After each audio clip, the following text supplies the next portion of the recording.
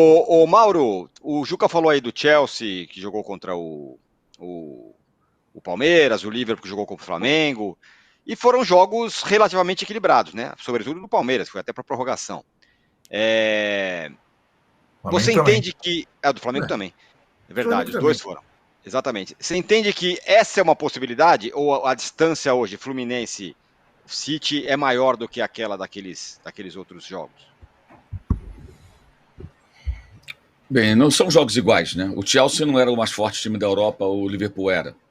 O Chelsea contra o Palmeiras também não era o mais forte time da Europa. O City é. Eu acho que tem diferenças aí. O único que não ficou contra as cordas ali se defendendo foi o Flamengo. Mas também teve dificuldades enormes para fazer o gol, para tentar criar uma situação de gol. O Palmeiras finalizou muito pouco. O Plymouth jogou contra o Chelsea uma semana antes e finalizou mais do que o Palmeiras. Assim, o Palmeiras usou as armas que ele tinha, o Flamengo usou as armas que tinha também.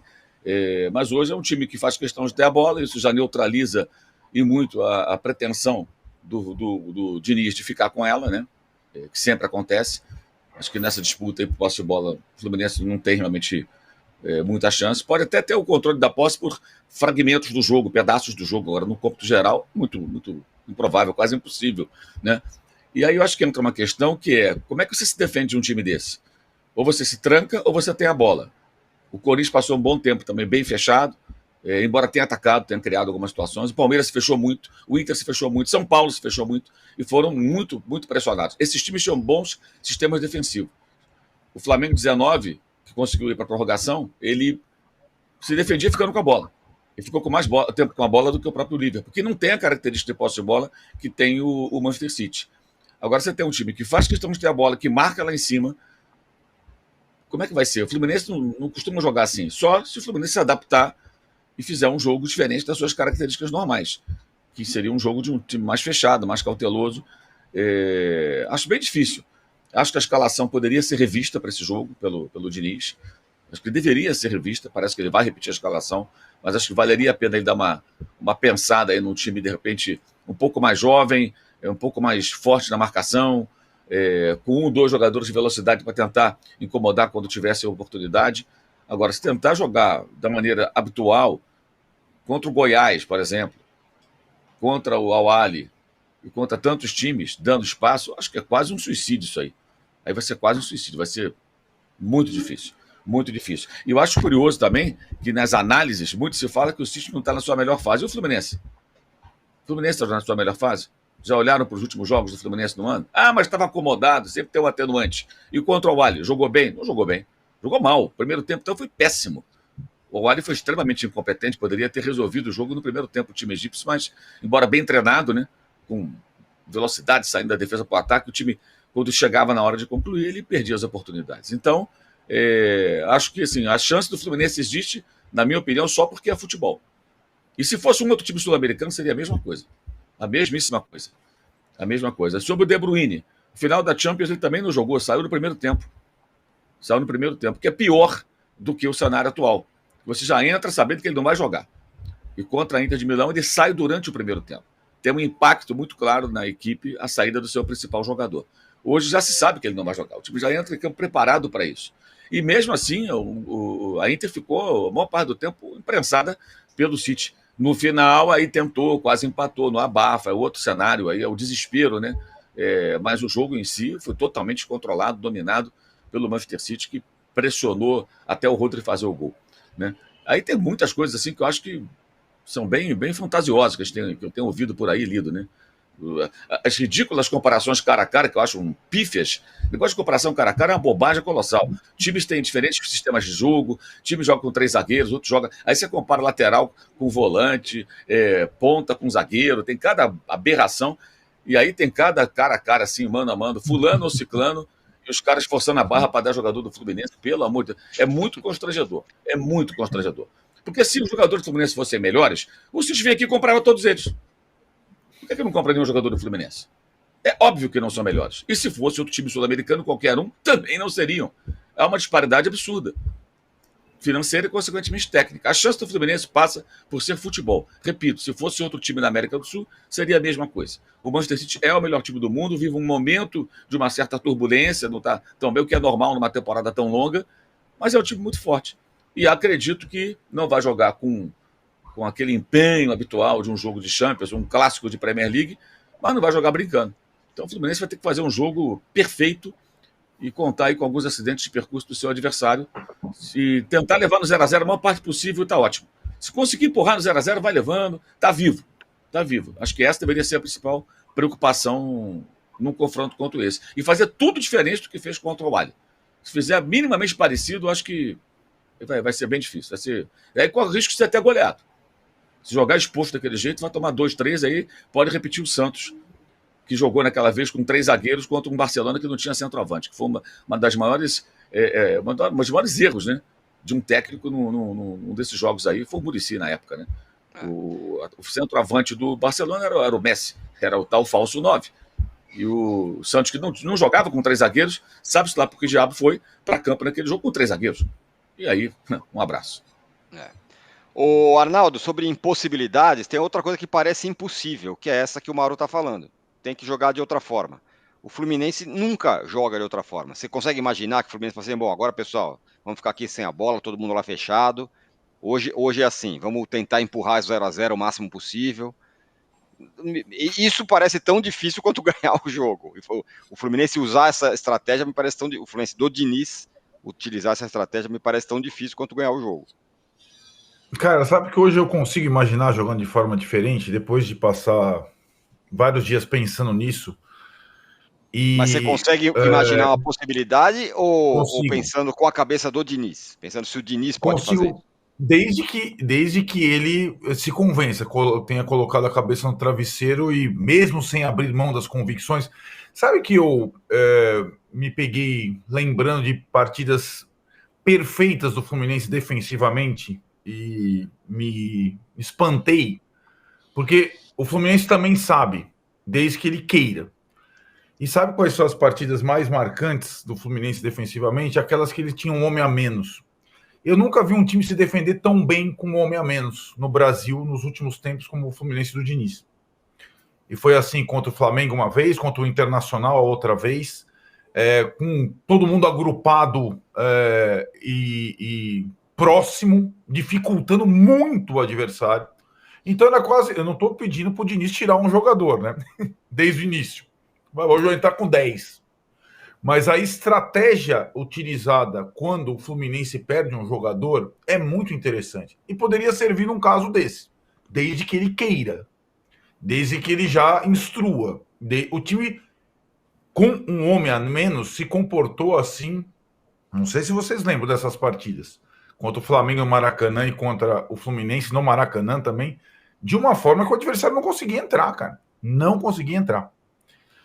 Além disso, teria que ter, aí, como o Juca falou lá no início, uma partida soberba do goleiro. É isso, para acontecer o título do São Paulo, do Corinthians, do Internacional, nessa era mais recente de mundiais, os goleiros tiveram que fazer tudo certo, pegar as bolas impossíveis, né? O Rogério Ceni, o Klemer e o Cássio.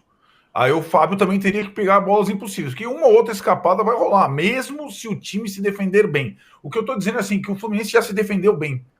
Se o Fluminense, aí o Mauro lembrou, for jogar como jogou contra o Al-Ahly, contra o Goiás, contra um peito aberto e tal, vai perder.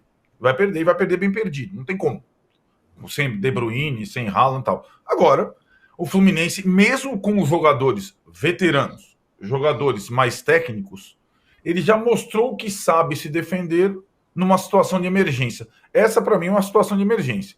Aí não é aquela coisa, vamos desfilar, a posse de bola, o futebol brasileiro, a seleção de 82, que o Guardiola lembrou. Não, é jogar para ganhar o título.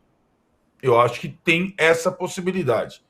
Então, a dica para o Diniz é jogue com um homem a menos, em tese, entre aspas, como muitas vezes aconteceu, como o São Paulo fez contra o Liverpool, como o Corinthians fez menos, mas fez contra o Chelsea, como o Inter fez contra o Barcelona.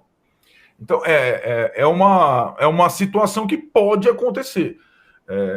Não é inédita, é isso que eu estou dizendo. Ela poderia acontecer porque o Fluminense já se mostrou defensivamente forte nas situações de emergência.